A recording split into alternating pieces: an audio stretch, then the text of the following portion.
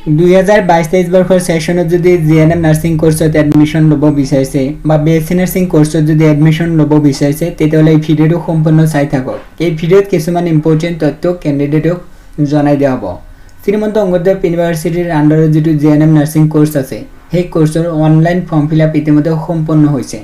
এতিয়া বহুত কেণ্ডিডেট জানিব বিচাৰিছে যে জিএনএম নাৰ্ছিং কোৰ্সৰ বাবে CW অৰ্থাৎ কমন এন্ট্ৰেন্স এক্সাম দিব লাগিব নেকি, লগতে জানিব বিচাৰিছে যে পুনৰ ফৰ্ম ফিলআপ কৰিব লাগিব নেকি। জিএনএম কোৰ্সৰ তথ্যখিনি জনাই দিয়াৰ পিছত বিএসসি নাৰ্ছিং কোৰ্সৰ তথ্যখিনি জনাই দিয়া হ'ব।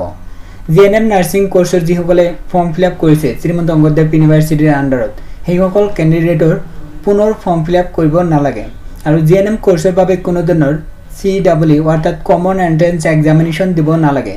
জিএনএম কোৰ্সৰ বাবে যেটো পৰীক্ষা পাতে সেই পৰীক্ষাৰ নাম হ'ল জিএনএম এন্ট্ৰেন্স এক্সামিনেশ্যন, চমুকৈ জিএনএমই বুলি কোৱা হয়। জিএনএম কোৰ্সৰ বাবে জিএনএম এন্ট্ৰেন্স এক্সামিনেশ্যন দিব লাগিব। এতিয়া বহুতে জানিব বিচাৰিছে যে প্ৰাইভেটত যদি জিএনএম পঢ়িব যাওঁ বা এএনএম কোৰ্সত যদি এডমিশন ল'ব যাওঁ তেতিয়া CW পৰীক্ষা দিব লাগিব নেকি। প্ৰাইভেটত যদি জিএনএম নাৰ্ছিং কোৰ্সত যদি এডমিশন ল'ব যায় বা এএনএম কোৰ্সত যদি এডমিশন ল'ব যায় কেণ্ডিডেটৰ কোনো ধৰণৰ CW পৰীক্ষা দিব নালাগে। CW পৰীক্ষা অনলি দুটা কোৰ্সৰ বাবে কণ্ডাক্ট কৰে, এটা হ'ল বিএসসি নাৰ্ছিং কোৰ্স আৰু এটা হ'ল ডি ফাৰ্ম। এই দুটা কোৰ্সৰ বাবে CW পৰীক্ষা অনুষ্ঠিত কৰে প্ৰত্যেক বছৰত। জিএনএম নাৰ্ছিং কোৰ্সৰ যেটো এন্ট্ৰেন্স পৰীক্ষা হ'বলগীয়া আছিল জুন মাহৰ 26 তাৰিখত সেই পৰীক্ষা পিছুৱাই দিছে, পোষ্টপন কৰি দিছে।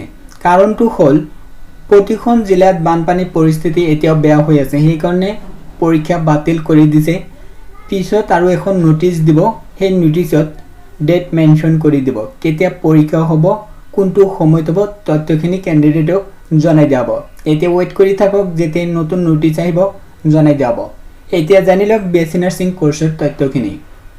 ইতিমধ্যে IUCL ডিগবৈৰ আণ্ডাৰত বিএসসি নাৰ্ছিং কোৰ্সৰ ফৰ্ম ফিলআপ হৈ গৈছে আৰু এতিয়া বহুত কেণ্ডিডেট জানিব বিচাৰিছে যে CW পৰীক্ষা দি বিএসসি নাৰ্ছিং কোৰ্সৰ এডমিশন ল'ব লাগিব নেকি। নতুন যেটো নোটিশ আহিছে সেই নোটিশ মতে CW পৰীক্ষা দি বিএসসি নাৰ্ছিং কোৰ্সত এডমিশন ল'ব লাগিব। এইটো বেয়া খবৰ হয় কেণ্ডিডেটৰ বাবে, কাৰণ CW পৰীক্ষা দিবলৈ কেণ্ডিডেটৰ এপ্লিকেশ্যন ফি দিব লাগিব 1200 এপ্লিকেশ্যন ফি দিব লাগিব। তাৰ পিছত পৰীক্ষা হ'ব, পৰীক্ষা হোৱাৰ পিছত সিলেকশন হ'লে কেণ্ডিডেট এডমিশন পাব। কিন্তু IUCL ডিগবৈত যদি সিলেকশন হয় CW পৰীক্ষাৰ থ্ৰুটো যদি কেণ্ডিডেট সিলেকশন হয় তেতিয়াও কেণ্ডিডেট ফ্ৰী অফ কষ্টত ট্ৰেইনিং কৰিব পাৰিব। কিন্তু IUCL কৈছে যে ওয়েট কৰি থাকক আৰু এখন নতুন নোটিশ দিব, এটা নতুন আপডেট আহিব, সেই আপডেট হোৱালৈকে কেণ্ডিডেটক ওয়েট কৰিব দিছে। যদি ডিএমই আৰু শ্ৰীমন্ত অংগদেৱ ইউনিভাৰ্চিটিয়ে এইটো নিয়ম কৰি দিয়ে যে বিএসসি নাৰ্ছিং কোৰ্সত এডমিশন ল'বলৈ CW পৰীক্ষা দিব লাগিব তেতিয়াহ'লে এইটো বেয়া খবৰ হয়, কাৰণ এপ্লিকেশ্যন ফি দিব লাগিব। তাৰ পিছত যেতিয়া সিলেকশন হ'ব তেতিয়া কেণ্ডিডেটৰ যেটো প্ৰাইভেট কলেজৰ ফি সেইটোৱে দিব লাগিব আৰু চৰকাৰী কলেজৰ যেটো ফি সেইটোৱে দিব লাগিব। এডমিশন ফি যিবিলাক বাকি ফি আছে সেইমতে হ'ব। আৰু যেটো নিট পৰীক্ষা হয়, নিট পৰীক্ষাত MBBSত এডমিশন পায় কিছুমান কেণ্ডিডেট, চৰকাৰী কলেজত পায় আৰু কিছুমান কেণ্ডিডেট প্ৰাইভেটত পায়। যিসকল কেণ্ডিডেট প্ৰাইভেট কলেজত সিলেকশন হয় সেইসকল কেণ্ডিডেটৰ খৰচটো বেছি হয় আৰু যিসকল কেণ্ডিডেট চৰকাৰী কলেজত পায় সিহঁতৰ খৰচটো কম হয়। প্ৰাইভেটত পঢ়িলে মানে খৰচটো বেছি হ'ব। এতিয়া যদি CW পৰীক্ষা পাতে, CW পৰীক্ষা হোৱাৰ পিছত কেণ্ডিডেটৰ কি হ'ব, কাউন্সেলিং হ'ব, তাৰ পিছত ডকুমেন্টছ ভেৰিফিকেশ্যন হ'ব।